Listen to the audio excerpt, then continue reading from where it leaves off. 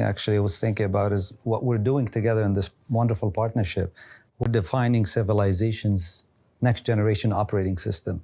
And we're doing it, as you're saying, at the transistor level, building new fabs, building new manufacturing sites, all the way to building these racks and ultimately the data centers you're talking about, 10 gigawatts of data centers.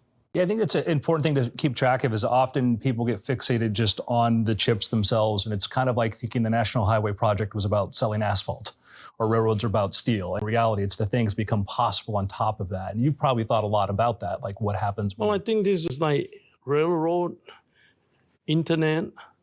That's what I think this is becoming over time, critical infrastructure or critical utility.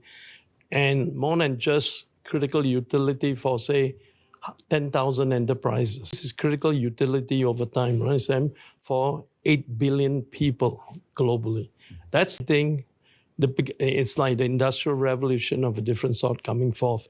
But it cannot be done with just one party, or we like to think and done with two, but more than it needs a lot of partnerships. It needs a collaboration across an ecosystem.